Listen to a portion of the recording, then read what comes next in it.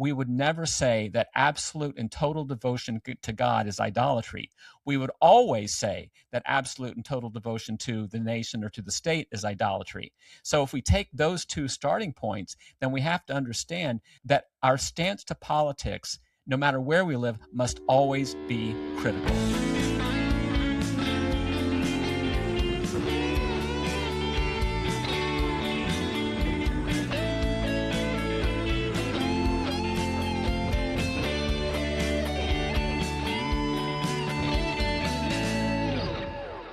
Well, hello, everyone, and welcome to another episode of the Making Every Class Catholic podcast. I am delighted today to be joined by Kenneth Craycraft, author of Citizens Yet Strangers.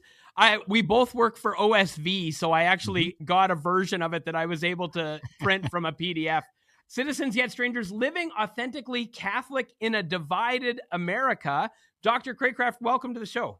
Well, thank you for having me. I'm delighted to be here and to talk about the book and some of its implications for the way that we construct our lives together.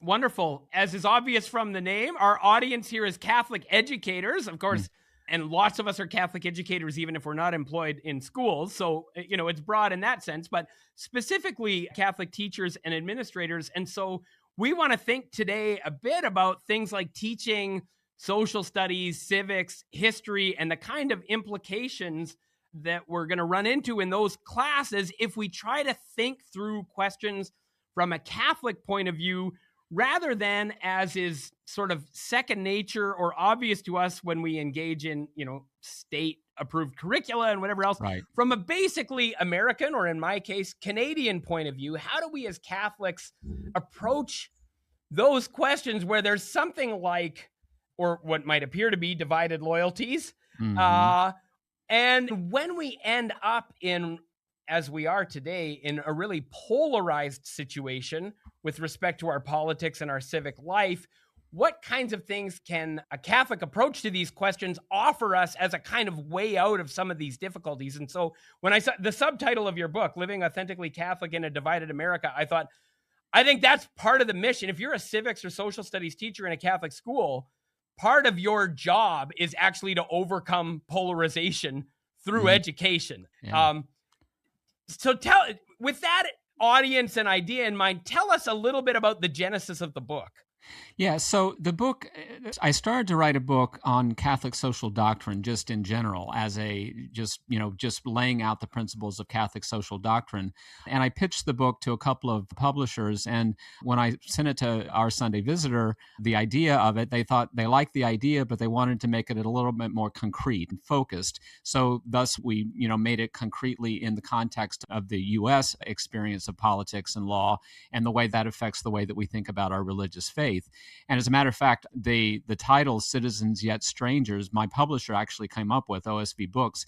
It hadn't occurred to me, but they took it from, and this is getting to an answer, they took it from a document that I cite very favorably. In fact, it's one of my favorite documents from all of Christian antiquity, the so-called Epistle to Diognetus, which is a late first or early second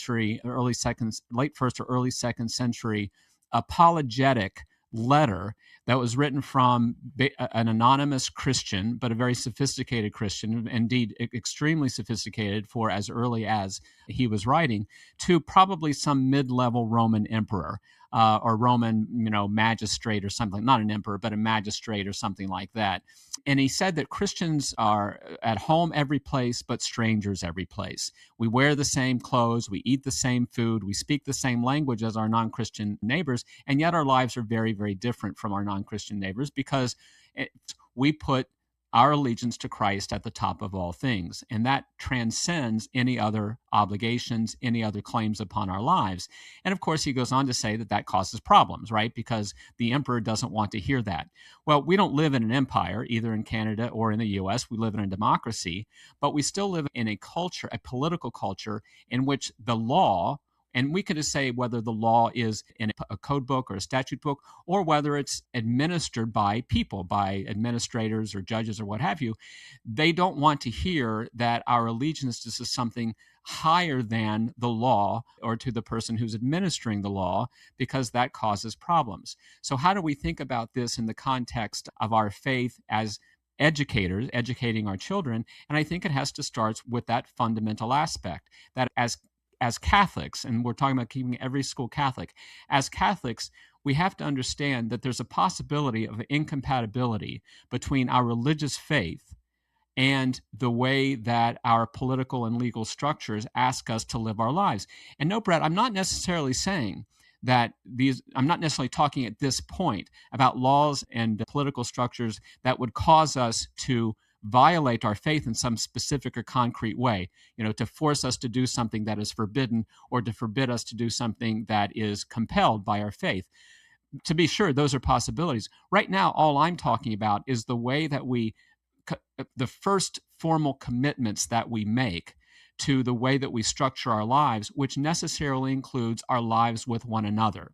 And so when we think about that, I think that the reason for writing the book and the tack that I took was to begin with, we have, in the US at least, we have a fundamentally flawed political anthropology or moral anthropology at the very foundation of how we think about ourselves. And that moral anthropology, which lends itself to political and legal structures, is one of radical individualism, in which we all have claims against one another in a state of nature, what I call a Hobbesian state of nature from Thomas Hobbes, the great 16th century English philosopher. Now, of course, many will immediately say, well, America is not Hobbesian, it's Lockean. I grant that. But on the other hand, I say that Locke is sort of a gentler form of Hobbes with just a different approach to how the basic moral anthropology needs to be dealt with. For Locke, it was an implicit contract in which rational people make rational decisions to curb their appetites, to curb their quests for everything that they can get their hands on in a mutual agreement. For Hobbes, it was giving your rights or ceding your rights to the magistrate or to the Leviathan so that the Leviathan can then the state can then make the decisions about whose rights are protected and to what extent and whose are infringed and to what extent. So, but those are differences in the details. They both agree on the basic moral anthropology of possessive individualism. And that's where I start the book by saying that we live in such a culture, and how do we as Catholic Christians who believe that our faith transcends any political ideology, whether it's liberalism or socialism or communism or how do we look at those aspects of what it means to be an American and the way that American political and legal structures are structured as Catholic Christians who believe that we are not individualist by nature, but rather we're social by nature, as revealed in the first two chapters of Genesis and the two creation accounts. So that's a very long preliminary answer to a preliminary question, but that sort of gets us to the motivation and this approach I took to writing the book. Right. Well, and the fundamental difficulty you label that we experience as citizens, whether in Canada or the United States, takes slightly different forms, and we won't go into maybe all the details on that there, but is something that shows up in the classroom because civics and social studies curricula are formulated sometimes with the explicit intention of forming citizens in the story of their nation. And if you belong to a religious community that has its own schools that tell a different story that leads to different ways of engaging in civic society, you have a fundamental tension right off the bat with how do you tell the national story? How do you participate in the rights of the nation? Things like pledging allegiance to the flag or singing the national anthem or various other things. And we can grow up experiencing the Declaration of Independence, the Pledge of Allegiance as equivalent in authority, essentially, to something like Scripture. Like they're sort of unquestioned thing. And as soon as you start saying, like, we're going to question the Declaration of Authority in school, it feels something like a heresy. Yes. Because it actually is something like a heresy from the national ideology point of view. And so now, on the other hand, we do want to be good citizens. Yes. And so starting from the time we're very little, we're up against a kind of tension in social studies class or even in the activities of the school that happen outside of class as a civic institution. Yeah. Let me tell you a little story about an experience that I had with my daughter when she was very young. Now this daughter is now in her late 30s, but so this was quite a while ago. For reasons that don't need to go into, our family made the decision to put our children in public schools. And the reason was basically, broadly speaking, is that we had one child who had special needs that the parochial schools where we've lived simply couldn't handle. And rather than send the children to different schools, we decided to send them to the public school. And by and large, we've not been dissatisfied with our public school. And my youngest son is a senior in high school, so we're almost finished with it anyway. And basically escaping the public school system in the U.S. on the brink of it becoming so chaotic that it's not even recognizable. But leaving all that aside, when my daughter's birthday is in September, and then we lived in Texas at the time, and her birthday is September 10th. And in Texas at the time, it was a drop dead date of September 1st. You had to be 5 years old to enter kindergarten or 6 years old to enter first grade. And my daughter wasn't that. She was 10 days shy. But she was very precocious, and we thought it would be a waste of time to put her in kindergarten when she was almost 6 years old, and therefore first grade when she was almost 7 years old. So we homeschooled her in Texas for the first 2 years, kindergarten and first grade, because by the time we got to second grade, then the law was different. You could advance your child. So that's what we did. So on her first day of second grade, after 2 years of homeschool, she comes home. And I'm eager to find out how her day was. And I said, her name's Abigail. I said, Abigail, how was your first day of school? Did you like it? And she said, oh, I liked it very much. And I said, well, what did you do? She said, well, we started the day with a prayer. And again, keep in mind, this is a public school. And I said, I don't think so. I don't think you started the school with a prayer. And she said, oh, yes, we did. I said, well, what was the prayer? And she said, let me think. It goes something like, I pledge allegiance to the flag of the United States of America. And as you say, Brett, that is akin to a religious creed, right? It has all of the elements of the same creed that we say at Mass every Sunday. And it illustrates perfectly your point, because here we have two competing stories. And I really love the way that you use the word story in your last question, because here we have two competing stories. Now, are the competing stories necessarily always antagonistic to one another? No, not necessarily. But the fundamentals of the competing stories are something that we have to sort out. And so the way that I like to see it, and the way that I try to raise my children, is to understand that we are formed by a story. The story of what I like to tell my students, I teach at Mount St. Seminary here in Cincinnati. What I like to tell my students is that our story has 5 chapters: creation, fall, Israel, Jesus, and church. Very simple, right? A 5-chapter story, and that story forms our lives. And we can't leave any chapters out because all of them are necessarily related to the other. Any way that we would pick up, a novel and start reading it from chapter 10 of a 20-chapter novel. So it all has to hold together. Well, those stories make claims upon our lives. And the essence of the story is to form us in such a way that 2 things are accomplished. First of all, we are indeed formed by that story. But secondly, and I think probably as importantly, we learn the skills, the moral skill, the epistemological skill, the psychological skill, to understand and confront those false stories that make competing claims on our lives. Now, those false stories might have elements in which we can cooperate. They might have elements in which we can be good civic friends to those with whom we disagree. But on the other hand, we also have to appreciate that those stories might make claims upon our lives that we simply have to resist and we simply can't accede to. And so when we think about the Catholic story, the Christian story, as ushered through the centuries by the church, I think of it as having, in turn, a twofold aspect. The first is that the story tells us the truth. But once again, almost as importantly, it also tells us how to see the world truthfully. And if the story tells us how to see the world truthfully, it also teaches us how to see false elements in stories that otherwise we can accede to or that we can agree with. And if you look at, a very low-hanging fruit example is the way that the Christian tradition has incorporated Greek pagan philosophy into its metaphysics. We don't have any problem with Aristotle's 4 causes, for example, or his basic teleological understanding of virtue ethics, because they're perfectly compatible with our understanding of revelation. And not only are they compatible with it, they help us to explain and understand it. So that's perfectly fine.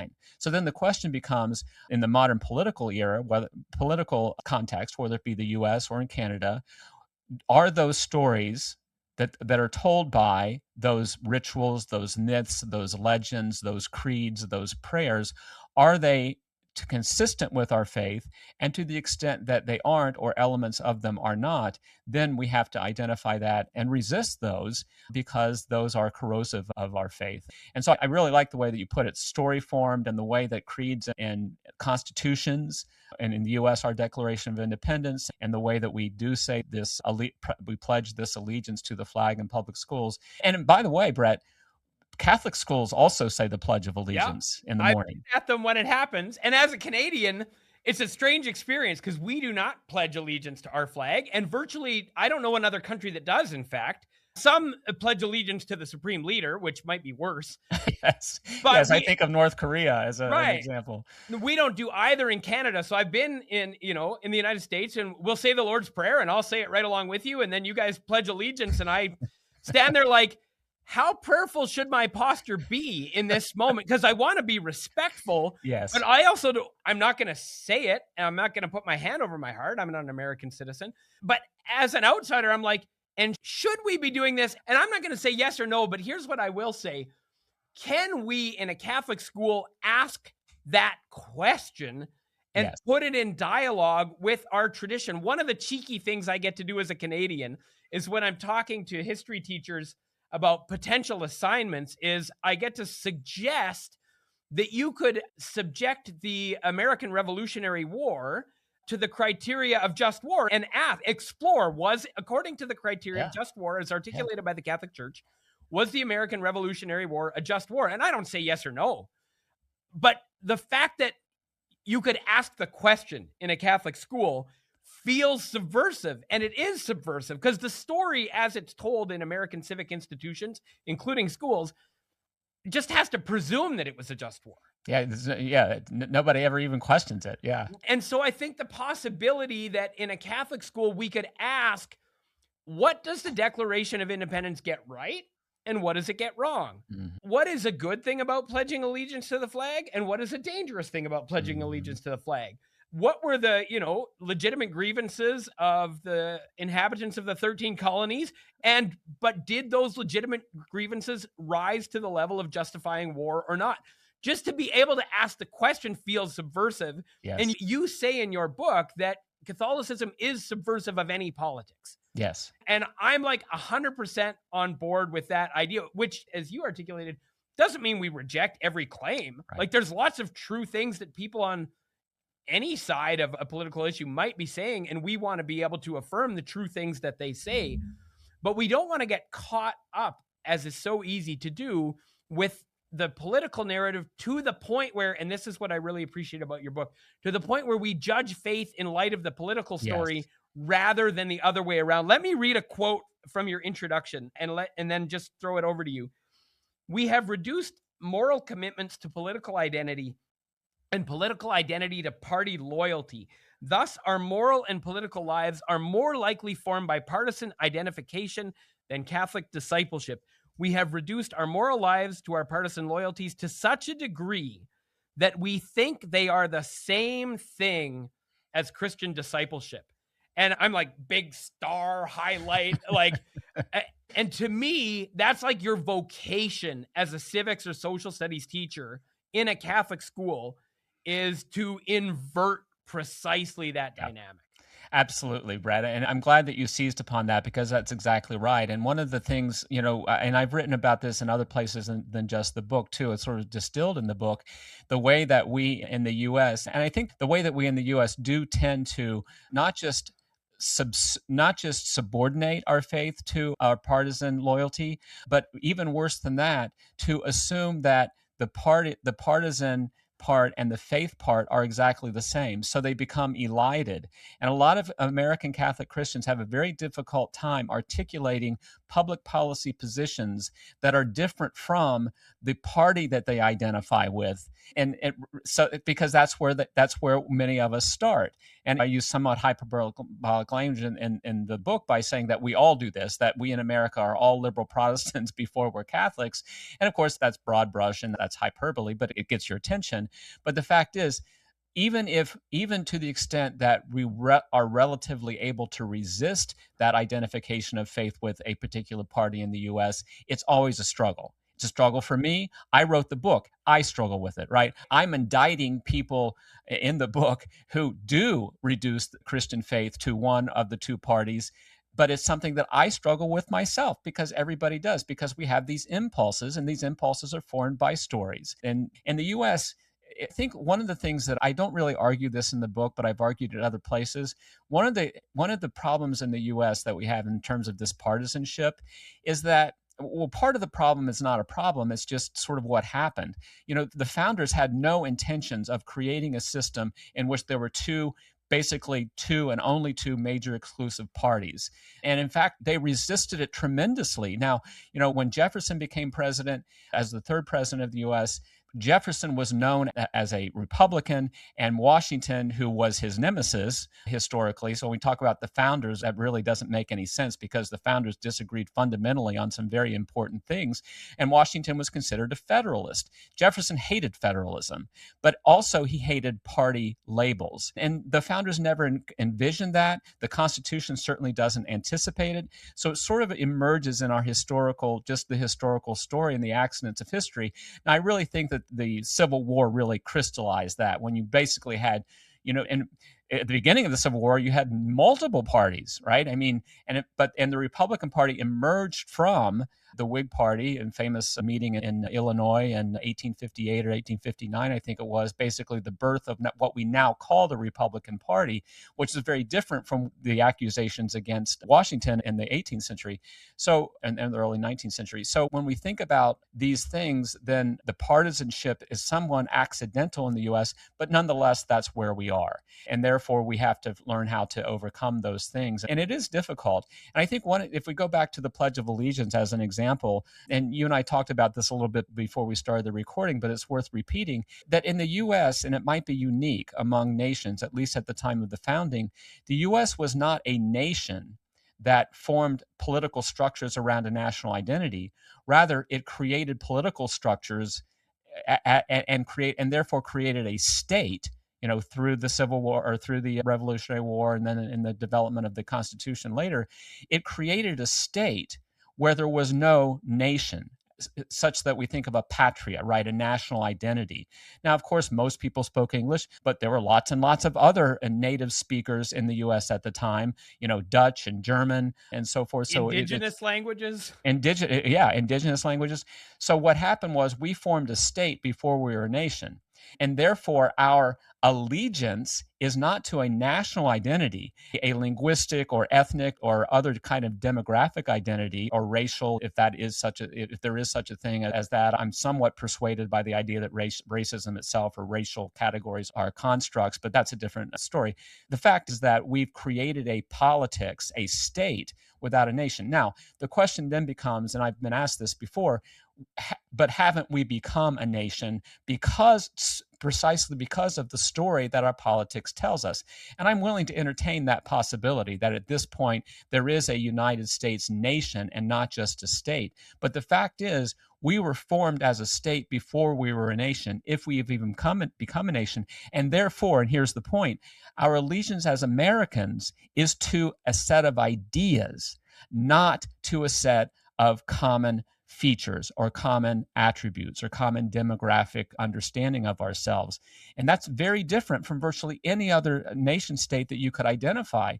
Because even if you take, for example, the Italian nation states or the German nation states prior to modern Italy and Germany, you still, when the state is formed, it's formed out of a national identity that transcends all of those minor city-states that constituted the Italian states or that constituted Germany, as two really nice historical examples. But in the United States, there wasn't that national demographic identity. So we in the U.S., and I think maybe still uniquely, I don't know, I'd be interested to hear other possibilities, but I don't know of any off the top of my head. And as I was writing the book, I couldn't identify any modern states, or if you will, nation states, that actually were a state that before we were a nation, if indeed we even are a nation. And therefore, our politics in the U.S., our politics has I think, a stronger performative influence and effect on the way that we structure our lives than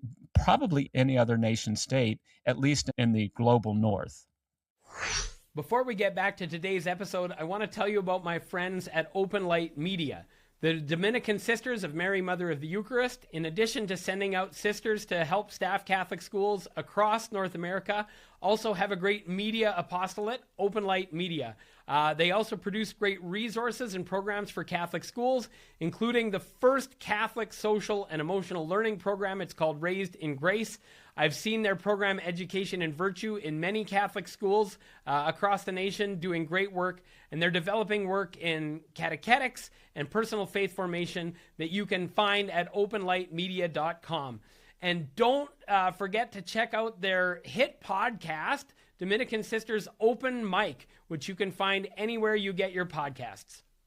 Well, one of the things that I think follows from this is a temptation to absolutize politics in a way that when Canadians Excellent do that, point. It feels like we're copying Americans. It doesn't feel indigenous to the Canadian spirit. Right. We were made of multiple nations. Self-consciously, we're a unique animal too. We are self-consciously a state made of multiple nations and understood ourselves as trying to not to combine them all into one, but to live well together through that difference and making compromise. And so the idea of compromise is built into Canadian self-understanding more so. And one of the things, you have a line on page 35, what begins as using Christian theology to justify political ends up with Christians unable to distinguish between theological truth and political compromise. And I think it's probably hard everywhere because when you vote for someone that's imperfect, you have to tell yourself a story that justifies that action to yourself. Right. And instead of saying, I made a compromise and it was the best option available to me, you say it was a good option. Right. Which is a very different claim because you're uncomfortable with the compromise. And I think something about the American story makes it hard to think of what you're doing in politics as an act of compromise. And I think as Catholics, we need to say, when we're engaging this, like this, politics is the art of the possible. It's not the art of the ideal. Right. It is full of compromises. Yeah. And if we're honest about that, I think we're less likely to get caught up in, and to use another word you use in the book that I agree with 100%, idolatry. Mm-hmm. If we know what we're doing is a compromise, we're less likely to worship at that altar. But if we've told ourselves the story that this was the ideal, then we've just left the gospel for the nation state. Very, very, very well said. And that's exactly why we always have to be vigilant about how our moral lives are formed. You know, the way that I like to put it is that I'm not saying that we Catholics can't be good Americans or good Canadians for that matter. What I'm saying is that if we don't wake up every morning asking ourselves how today I can be a good Catholic in America, then I'm not being as vigilant as I need to be about my faith, or vigilant, about my faith. And I think that's exactly right. You know, the context of that discussion in the book, can we forget our language? Can one language crowd out another language? Now, I use literal language in the book drawn from a novel by Patrick O'Brien, the so-called Aubrey Maturin series of novels, and I forget which particular one it is here, about two little girls who are rescued from an island, who don't speak any English, and after an 8 or 10 month journey back to England, without going into a lot of details about the story, they have forgotten their native language. They're 4 or 5 years old, but they speak a couple of dialects of English, sailors' English, basically, from living with these sailors for 8 or 10 months. And the question then becomes, and in fact, the characters in the book have this conversation, can one forget one's native language when it's crowded out by, or when you've learned to be fluent in another? And I think that's an absolutely perfect illustration of what I'm talking about in the book, because in the US, at least, we are formed by a particular political language. And is it the case that political language is all bad? No, it's not the case at all. But is it the case that political language is jealous of other languages, and to the extent that it can, will crowd them out? And I think the answer to that is yes, because all politics is jealous of any contender. And going back to your point about idolatry, I think that's exactly it. We would never say that absolute and total devotion to God is idolatry.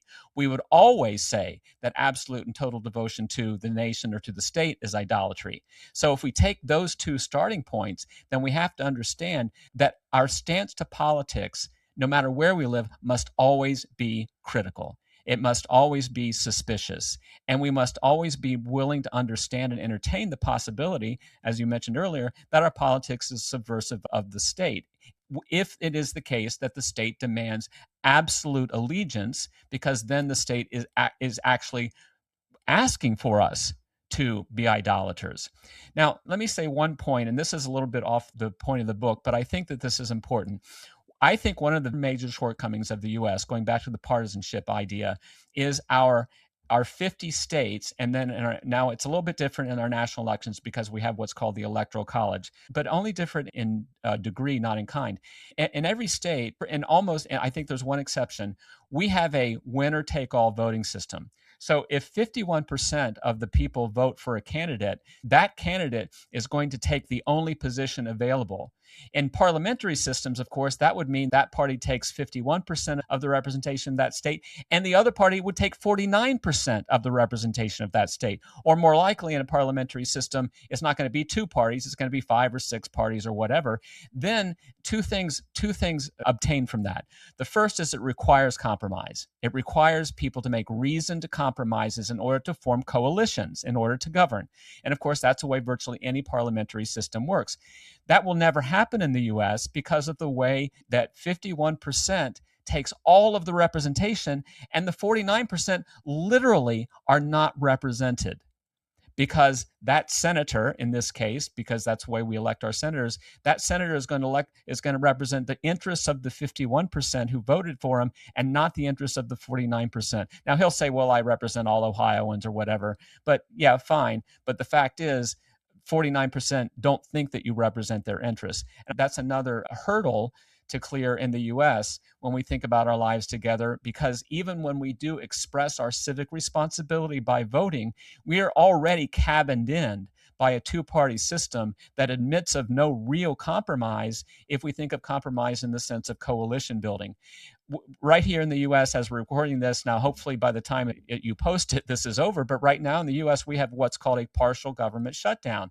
And the reason is that one party is holding the other party hostage. Now I'll leave it to, both parties say it's the other party, right, that are holding things hostage. But one party is holding another party hostage on a very narrow question, which is having a profound effect on other questions completely unrelated to the narrow dispute. Because we only have two parties, and because those two parties don't feel any need to compromise with one another or to form coalitions, we are much more likely to have these kinds of stalemates in the US than other places. And that indeed affects our lives, even as Catholics, because we don't have a real vote for a party other than a Democrat or a Republican. Now, we can talk about, and I know what we're going to talk about exceptions, but those exceptions are marginal and really at the end of the day have little to no effect on the actual electoral outcome. Right. I don't want to go too far down a rabbit hole, but I want to make one point that I think follows from your description. I think another thing that this dynamic does is it rewards extremism on both sides, because the middle ground, American parties seem to have stopped fighting over the middle ground because it's easier to motivate the partisans and the base on the extremes, and it's rewarded in this way. It's very interesting in Canada in the last election. So we had a liberal prime minister who was quite ideologically to the left. Yes. And when we came under pressure from tariff threats, that sort of thing from the current American administration, what happened in the most recent Canadian election is the far left and the far right lost everything. The New Democrats, who are our furthest left party, and the People's Party, which was a split off from the Conservatives further to the right, they were just decimated. The Liberals, who under Trudeau were quite left, were led by a former banker who was originally appointed by to the Bank of Canada by a Conservative prime minister. So our Liberals moved to the center. Our Conservatives had to move a bit to the center. And 85-ish% of the vote in the last Canadian election went to either a center-left or a center-right party that both moved towards the center, and the extremes were completely decimated. which is exactly the opposite Yes. of what has happened in America. Anyway, Yep. I think that would be a fascinating study, and I don't want to like get lost in this because worry that you and I could probably just talk about that We for the could. next 25 minutes. But just And to I highlight, know you don't want to go down the rabbit hole, but let me make just one comment about it, and then we can move on, because I think you're right. And that is that the way that our primary and general election system works, it even exacerbates that even more, because you have to run on the extreme in the primary, but then that leaves you in two extreme candidates in the general election, right, which leaves the people who are not on either extreme scratching their heads and wondering who to vote for. right. Fascinating stuff. And I think, teachers, especially in a high school civics, could look at how the structures shape the political culture, right? I think that would be a very interesting thing. And compare and contrast with different political systems in other countries would be a very interesting way to do that. Right? Absolutely. And not just the way that the political structures shape the culture, but the way that the political structures shape the psychology of the citizen.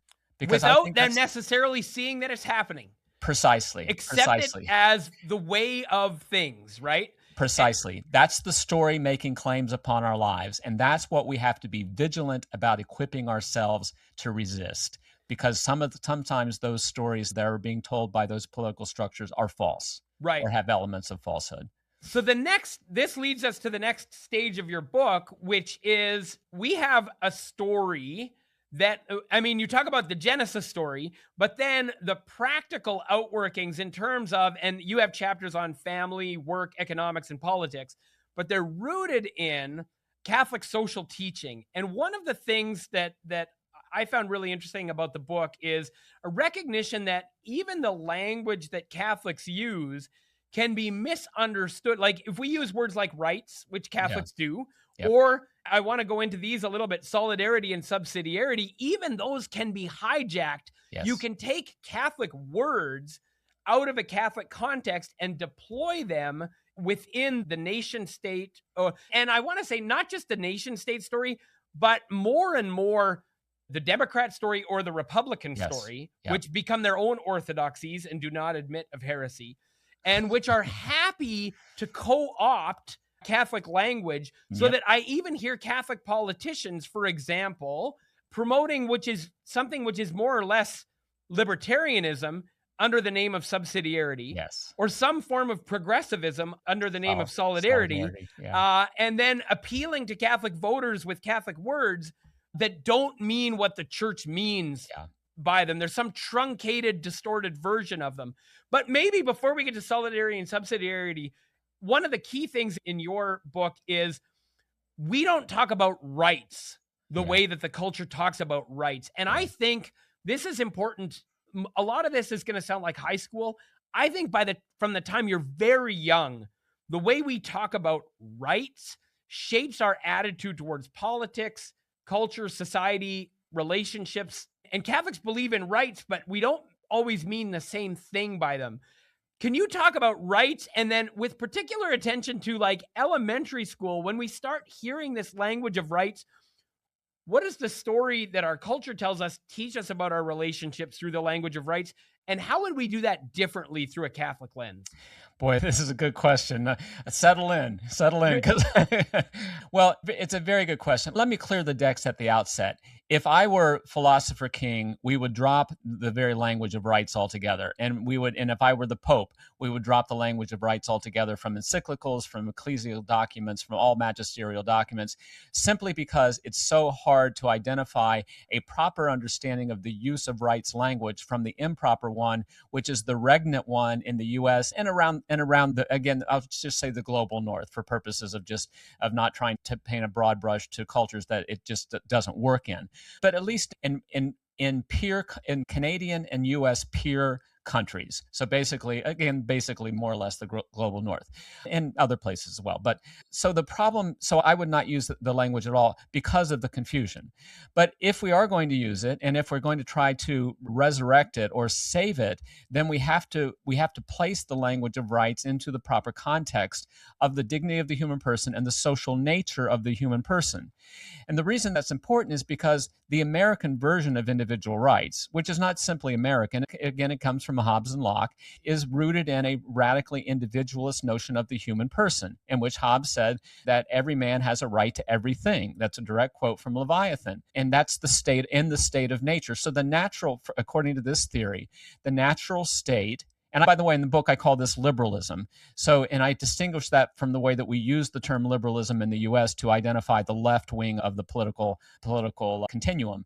Liberalism, we're all liberals in America, from the far right to the far left. So when I say liberalism, I don't mean the philosophy of the Democrat Party in the United States. I mean all of us. And it's because we all speak the same, a variation on the same language. So liberal and Democrat are dialects of the same language of liberalism. So having said that, that language tells us, and this goes to your question, your point about young children, that language tells us, not in a didactic way, but in a narrative way, that we all have claims against one another. That's the natural state of what it means to be a human person.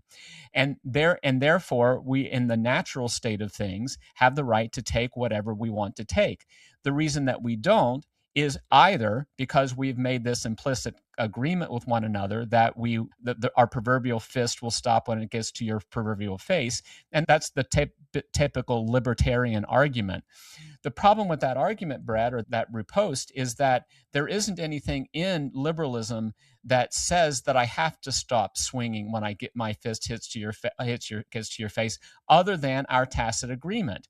Nothing transcends the agreement to enforce it, other than this fictional contract that we made with one another. So we begin with a notion of radical individualism, which tells us a story that's very different from the Catholic story, that we are social creatures made for and in company with one another for the purpose of living together, in not just in toleration, but in community.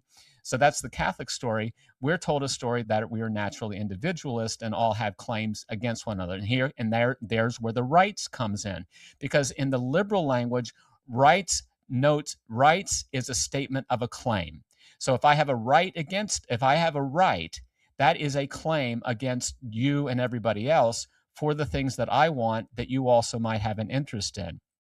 Now, to be sure, the church uses language of rights as early as, at least, Novarum, the first encyclical in the history of Catholic social doctrine as we historically detail it.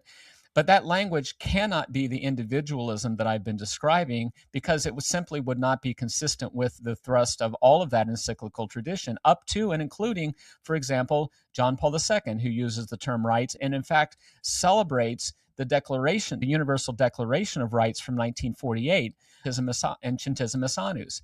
Now, the difference, however, is this. We necessarily must start from the Catholic tradition with an understanding of dignity and solidarity in the social nature of the human person. So when we use the term rights in the Catholic tradition, it isn't a fundamental bedrock political principle telling us that we all have claims against one another, but rather the way that we use the language is more in terms of what I would describe as immunities or privileges or protections against the intrusions of other things or other people. And that would include, so to put it in a way that my great teacher Ernest Fortin put it at Boston College, we start with obligations, but I would say that we start even more fundamentally than that. We start with the social nature of the human person, which leads us to an understanding of our obligations toward one another, because we are only known in one another and through one another's company. And therefore, rights is the word that we use to preserve the integrity of those obligations. If that's what we mean by rights, then I don't have a problem with it. The problem, however, is that in the U.S., nobody ever means that by rights. We always mean possessive, individualist claims against one another. And let me illustrate what I mean by the problem of trying to sort through this. In the mid-1980s, Mary Ann Glendon, the great Harvard professor of law, who became the first female U.S. ambassador to the Vatican, just a giant in American legal theory, and brought, more broadly speaking, social life and social commentary. Mary Ann Glendon, she's retired now from Harvard. She wrote a book called Rights Talk. And the subtitle of the book, and this was in the 1980s, the book is still in print and has remained in print for over 40 years.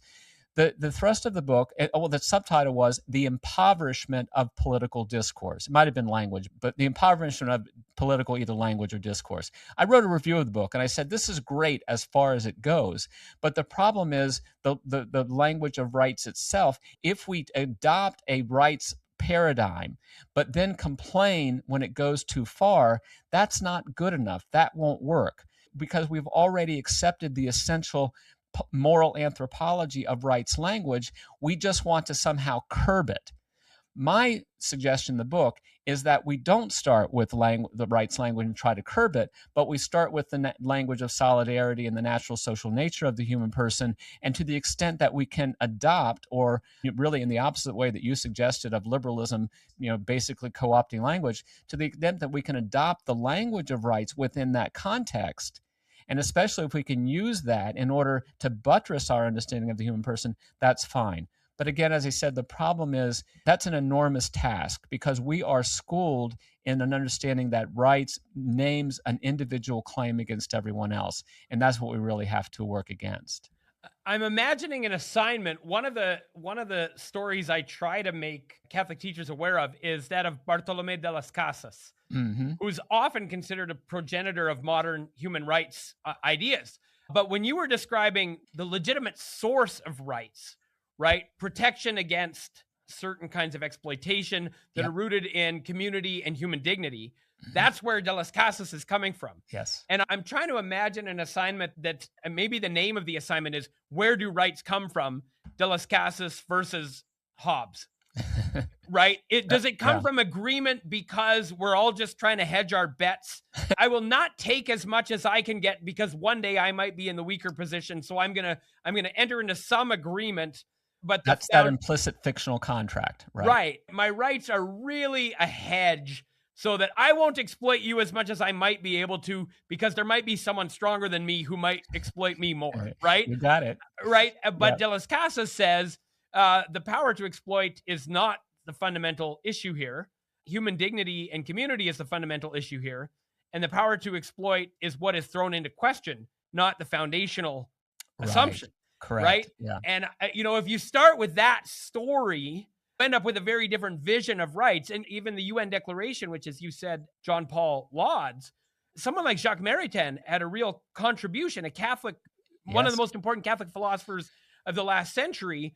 It would be really interesting to look at his vision. You could do de las Casas to Maritain versus Hobbes to, I don't know, Ralston Saul or whoever you want to put on the other end of that line, right? And I think it's interesting, Brett, that the Universal Declaration of Human Rights does actually take more of a view of rights as that are closer to consistent, which is why I think that John Paul can use it and other Catholic leaders can use it and hail it as something that's worthwhile and that is a good document. Because if you look at what it lists as rights, it really doesn't talk about individual claims as it does about things like access to education, water, transportation, communication, and all of those things that I would regard as the rights derivative of our social obligations to one another.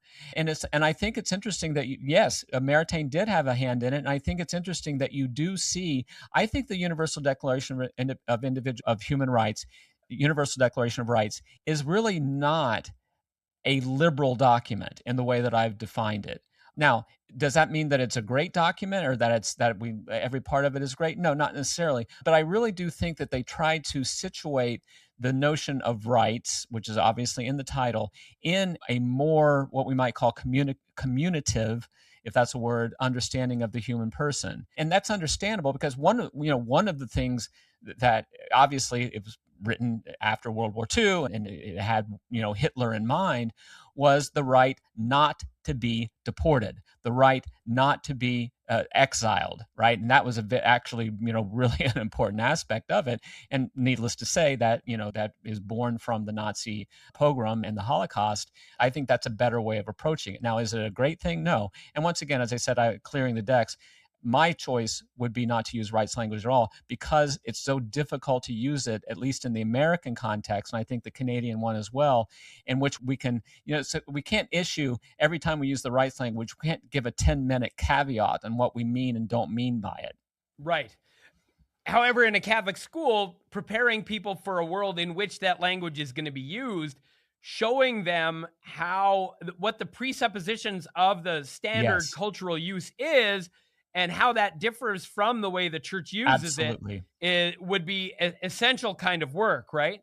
And I think that's exactly right. And that would be, if we're thinking, concretely about exercises in schools, that absolutely would be one. And you suggest, one way of it is identifying when a notion, and basically the difference is this: a pre-modern notion of natural right, that is, what is right by nature, which is rooted in a teleological understanding of the human person, is replaced by individual rights, which is rooted in a rejection of the teleological nation of the human person. When did that happen? There are people who argue that St. Thomas Aquinas himself laid the foundation for liberal rights theories. I think that's ridiculous, but there are people who make that argument. Now, sometime after St. Thomas, of course, it happens gradually. There's no such thing as political revolutions, at least political revolutions of political ideas, unless you think of a revolution as taking, decades, then maybe I would concede that. So those ideas don't just spring from the head of Hobbes and Locke, without some kind of pedigree or without some kind of filtering through other thinkers. But the fact is, you can identify at some point in history an understanding of the human person which has nothing to do with and is foreign to and will not even understand individual rights claims, to one in which individual rights claims can't even understand a proper understanding of solidarity. And going back to your original question, because solidarity, the word solidarity, has been, even when it's typically used outside the Catholic context in modern politics, it usually means something very different from what we mean by it. Right. Well, let's move in that direction. And we don't have time to go through all 4 pillars. Let's just name them. Yeah. Dignity of the human person, solidarity, subsidiarity, and the common good. And I have another podcast where I go into some of that in more detail. You might know David Cloutier. So he was a guest, but for our purposes today, I would love to hear you reflect just briefly on how solidarity and subsidiarity relate to one another, Yes. and how neither of them mean what Right. people who want to co-opt Catholic language to get Catholic votes, or to be Catholics to justify to themselves, maybe to whack other Catholics over the head with their particular political ideology. How do we redeem these, understand them and redeem them from false usage? Well, so first, just taking those two isolated from dignity and common good, just taking solidarity and subsidiarity. First of all, it has to be founded in a proper understanding of the social nature of the human person, right? So it can't be rooted in individualism. The way that it's used in an American discourse, to the extent that it is, they are different expressions of that individualism. So we have to start with the social nature of the human person. The way that, I don't know if I use this sentence exactly in the book, but the way that I sometimes say it is that subsidiarity is not Catholic libertarianism, right? And the reason that I say, and solidarity is not Catholic collectivism. So, new mayor of New York very famously said in his inauguration speech that he rejects cold individualism for warm collectivism. And I don't want his warm collectivism any more than I want the cold individualism that he's contrasting it with, because his warm collectivism, first of all, is not warm, and secondly, collectivism outside of an understanding of the human person is a perversion of solidarity. So let me put it this way: subsidiarity, and the mistake really comes in the definition of subsidiarity, because subsidiarity is basically the Catholic doctrine that social problems and challenges, or just social needs in general, should be met at the level that is closest to the problem to be solved or the challenge to be met, and in the smallest and therefore most economical means possible. So you have what I call the size and proximity elements. Should be close and should be as small as possible, consistent with addressing the problem. If that's where you stop with subsidiarity, you have an incomplete definition, and that lends itself to libertarianism, because then you're just thinking small and local without any other caveats. But the key is consistent with human agency, small and local, consistent with human agency, and consistent with the common good, which means that sometimes subsidiarity might imply large, distant institutions, if only the large and distant institution is capable of solving the particular problem at hand. So it's not libertarianism. It's a way of understanding the protection of the social, of the moral agency of the human person. That is subsidiarity. So the emphasis is on the word itself, which of course is from the Latin word subsidium, which means to help, to assist, to subsidize. Duh. So the idea is to subsidize the development of the human person. And the best way to subsidize the development of the human person is to preserve his own moral agency. And the most consistent way of doing that is addressing problems at the local and in a small level. So, but the emphasis is on the help. To the extent that small and local are not able to solve a particular problem of a community, then it's perfectly consistent with principles of subsidiarity to go to a larger institution. The key is, as Pope Pius XI famously put it in Quadragesimo Anno in 1931, is that you don't subsume either the individual or non-political social arrangements into politics. And that really is the key. And of course, he was writing in 1931 before Hitler came to power in 1933. But when the Nazis were winning substantial gains in Germany, and of course, when the Soviets were already in power in the Soviet Union. So he was arguing against two kinds of collectivism in his definition of subsidiarity. Now, that, however, always must be balanced with solidarity. We can't talk about subsidiarity without talking about solidarity, and vice versa, because they are twin virtues. They are twin moral virtues. And because solidarity, of course, tells us that we are social by nature, that all human problems are social problems. The way that I look to put it is, and this is consistent with John Paul II when he talks about social structures of sin. All sin is individual, but all sin has social implications. And that's the doctrine of solidarity. It doesn't simply tell us that we are naturally social creatures. It also tells us that all of our actions have implications for someone else. And it cuts against that myth of individualism, right? Because solidarity tells us that we are not isolated, nomadic, atomistic individuals by nature, but rather that we are social by nature. And therefore, what affects you affects me. What affects you affects me. The way that I like to put it, I teach a class in sexual morality, and the way that I like to put it, and I draw from an article by Stanley Hauerwas called Sex in Public. I love the title, is that sexuality is our decisions about when we have sex, who we have sex with, and how we have sex. None of those decisions are private decisions. As a matter of fact, they are perhaps the most public decisions that we ever make, because who we have sex with, how we have sex, and when we have that sex has necessary social implications, either negatively or positively. And I'm talking on my radio show that when this is going to air, it'll already have happened. Paul Ehrlich recently died. And I'm talking to a person today. I'm having a conversation with a person who wrote an article in Compact basically criticizing, rightly so, Paul Ehrlich's ridiculous predictions that never came true. And yet he always managed to somehow maintain his place in the academy. But the fact is, we live in a society which is shrinking, in which we have a demographic catastrophe on our hands very, very soon. Fortunately, I'm 63 years old. For me personally, by the time the catastrophe really hits, I'll be in my eternal reward, whether that's a good reward or a bad one. But the fact is, Brett, we live in a society in which this rejection of solidarity lends itself to an understanding of sexuality, in which sexuality is only about my private decision, and even worse, only about my private pleasure.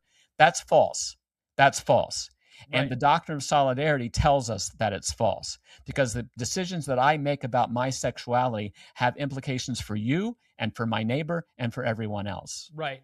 And I feel like this is emblematic of a larger issue where different political issues end up on the left or the right in ways that are inconsistent from the point of view of Catholic social teaching. So something like abortion, from a Catholic social teaching point of view, should be about a question of solidarity. Yes. Between mother and child. Yes. So how come the party that looks like on the surface the party of solidarity, the left wing, suddenly become radical individualists on that question? Yep. right? You end up with, we could go through a whole series of these things, but the kinds of inconsistent, and here's the thing, we look at the Catholic social teaching and think it's the one being inconsistent. Right. When, if I'm on the right wing, I think, now, why is the church so concerned about immigration? The immigrant, yeah. Or if I'm on the left, I think, how is the church saying what it does about sex and gender? Yeah. And it looks like the church is being inconsistent because my lenses are so shaped by my political partisan commitments, right? Exactly, precisely. And that's exactly the point that I make in the book, is that we've been shaped by partisan political commitments such that we actually even reduce the tenets of our faith to those political structures and those political mandate, or those partisan mandates. Absolutely. Let's finish. This leads to something that we do in schools all the time. Whenever there's an election, we have lessons about voting, Catholic approach to voting, all this kind of stuff. What kinds of considerations, if you're in a Catholic school and there's an election upcoming, right? So it's September and there's going to be an election in November, whether it's the presidential election or the midterms. And you've got, let's imagine both, maybe grade 4s and high school. What kinds of things do you want to communicate to students in a Catholic school as an election is approaching? One of the first things that I would want to communicate is, and this is a hard thing for somebody to hear because they want their vote to matter, is that it's more important that one votes consistently with one's moral conscience than it is to cast a vote that you think is going to win. Because the fact is that if we vote because if our primary motivation in casting a vote is that we want our candidate to win without any moral consideration of what it means to cast that vote, then I think we're making a mistake. And the reason I think that, Brett, is because voting itself is a moral action. It is a moral action. When we vote, we are committing a moral action. Right? Now, by moral, of course, here, I don't mean morally good. I just mean an action that has moral content, right? Because we can commit bad moral actions as well as good moral actions. So the first thing that I would say is that our primary focus when we cast a vote or thinking about a candidate or a referendum that is up on the ballot is that we have to cast that vote according to our moral conscience. And of course, that assumes that our moral conscience has been properly framed and not because we want to win that particular election. And that means that sometimes it might be the case that given the constraints of, especially in the US, the two-party system, is that we either have to vote for none of the above, or we have to vote for a third party or spoil the ballot, as sometimes it's put. And I know that the reaction to that is often, when I say that, is to people who say, well, that's effectively throwing away your vote or casting a vote for the other person. To which my rejoinder is, no, it's not. It's an exercise in moral agency the way that every other exercise in moral agency is. And we have to be consistent with our witness to the truth. And casting a vote, when we cast a vote, we are witnessing to something. Right? We're witnessing to what we hold to be important and true. And if that's the case, then that really is going to have an effect on the way that we even approach how we should cast a vote and how we should think about casting a vote. Now, we don't have time to go in, and maybe we need to have another discussion. We don't have time to go into some of the details about formal and material cooperation with evil. So that's what I would think about with a high schooler who perhaps is turning 18 in the US and is able to vote, or who wants to, engage in debate with his fellow students for the sake of academic, practice. For someone younger, I think that, who can't vote and really is only forming an understanding of what it means, I think that's a grand opportunity to explain the responsibilities of civic life. And you can do that in a way that elementary and middle school children can understand, just simply by exercises in compromise and cooperation among them. Let me use an illustration which might sound odd, but I think that it applies. When I was in law school, we had an exercise in a class. The class was called negotiation and mediation.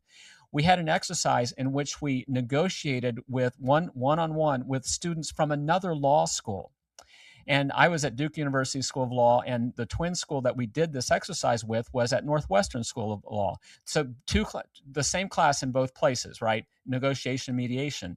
In both cases, I had information at Duke that the person at Northwestern didn't have. He had information that I didn't have.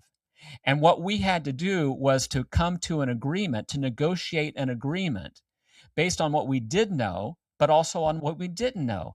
And this caused a cooperative conversation rather than, because we were antagonists, right? We were representing different interests, but the different interests that we were representing had aspects of it that we could find common ground on to reach a compromise in which both of our clients, our fictional clients, could be happy.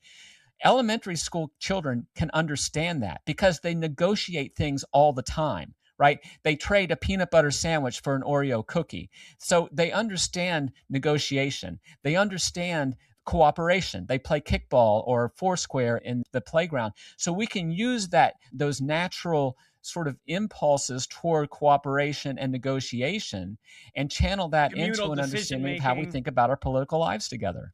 Yeah, I love that. I love the idea that in elementary school, we have a little polis.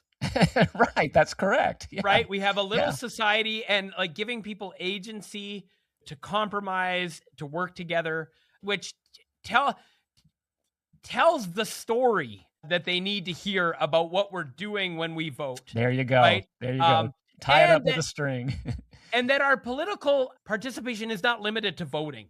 I think you say that, I think, more than once in the book. I do. It's very easy to limit what we do in politics to voting, and then the vote takes on an outsized importance. And in fact, mathematically, your vote doesn't matter. So now this thing that is the fundamental and most important participation in your community's political life, if you're honest about it, mathematically makes no difference. Well, that can lead to apathy and withdrawal and alienation. And instead, if it's like actually coaching your kid's soccer team is a more important contribution to the political life of your community than who you vote for every 4 years or whatever, like that kind of idea is so important because every election, as you know, is the most important election in the history of the world. Absolutely. And then and every opponent is the worst candidate in the history of the world.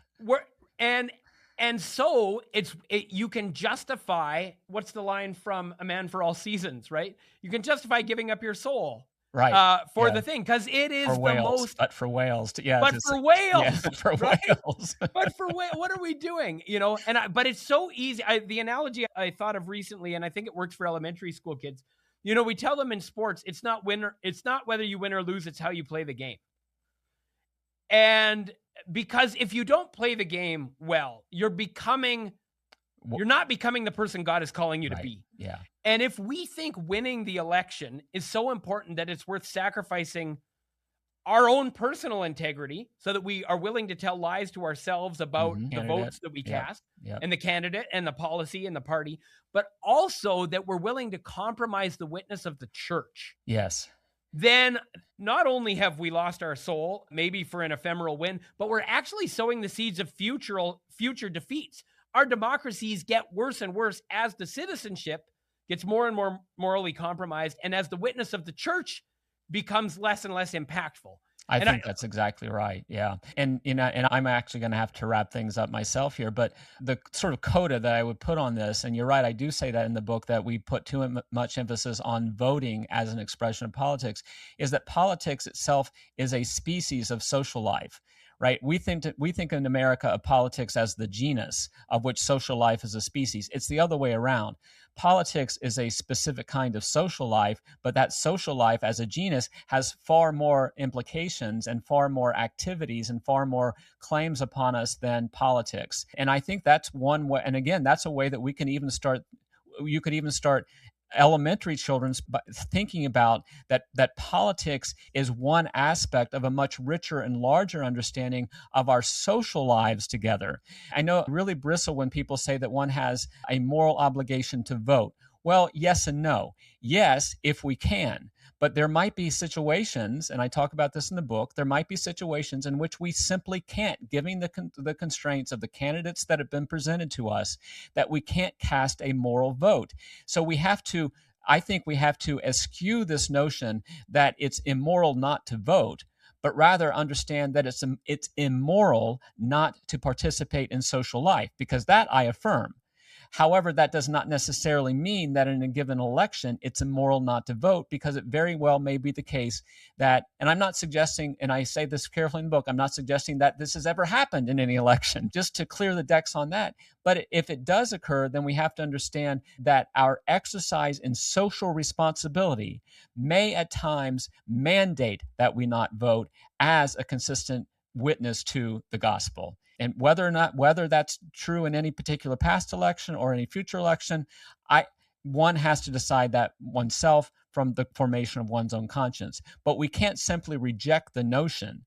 We can't simply accept the notion dogmatically that not to cast a vote is somehow to be sinful, because sometimes there isn't a legitimate choice that we can, in good conscience, pull that lever for. One of the things I always have to do in my role as archdiocesan theologian is remind people not to say things that the church never said. Yes. And if the church wanted to say that it is your moral obligation to vote no matter what, it would have said so in no uncertain terms. And the simple fact that the church has never said that means that there's an open conversation about third parties, spoiled ballots, abstention, write-ins. And I think that would be a really interesting question. And maybe a last thought, and we both have to get going. A last thought is whether you vote in a way that is a real compromise, because it's going to be a compromise. Yes. Or whether you choose one of those other options we just listed that is tantamount to not voting or some form of not voting. Yeah. A challenge, and I think this would be a great assignment, especially in high school, is to say, okay, so I was faced with a compromised situation. I had to pick, a compromised candidate or party, or I had to do this other thing, which is a kind of compromise. Even as it's a rejection of this compromise, it's another kind of compromise, right? Right. So granted that that was my situation and I had to do the best I could with my conscience. There are situations in my community and in my social life that I could not ameliorate by my action in the voting booth. Yes. What can I do tomorrow morning to ameliorate it? I couldn't vote for a pro-life candidate for whatever reason. What am I going to do to help the Crisis Pregnancy Center?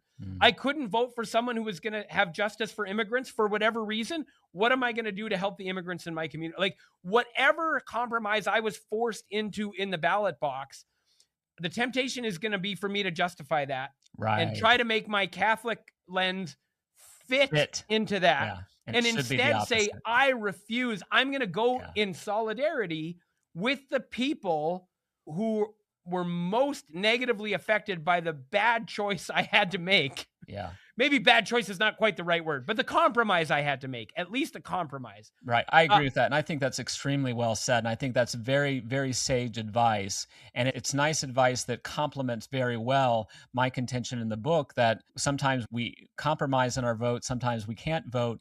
But if we do have to compromise, first of all, we have to understand that our compromise we have to arrive at a situation in which our compromise is still in our minds a vote for good, relatively speaking, on balance. But then we can have an effect beyond that precisely by what you're suggesting, is that doing something, taking actions that are inconsistent with the person that we voted for, but consistent otherwise with the values that we hold. Very well said. Imagine the witness of the church if the people who voted in a certain way showed up for the people who are most affected by that vote. Yeah. Right. Yeah. That would be a true witness, wouldn't it? It would be an incredible witness. And so I'm excited about that assignment idea. Ken, thank you so much for joining me. I've kept you over long. Let's talk again. And where can people, first of all, I mentioned the name of your book, but I'll mention it again. Citizens Yet Strangers, Living Authentically Catholic in a Divided America, Our Sunday Visitor. You mentioned your radio show. Where else can people find you and your work? Well, you can listen to my radio show at Sacred Heart Radio, and that's every afternoon at 4 to 6 Eastern here in the eastern of the U.S. And it's a local radio show, but like everything, you can stream it at sacredheartradio.com. The podcast, I have lots and lots of interesting guests. You might be a future guest. We've already talked about that. And then I write a biweekly column for Catholic World Report. I write a monthly syndicated column for our Sunday Visitor News, or it's really just branded OSV News.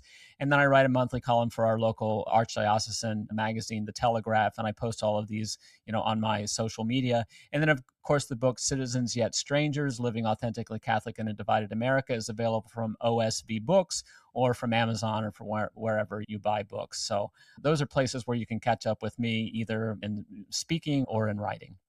Wonderful. Thank you so much for joining us today. God bless. Thank you, Brett, and God bless you and your work.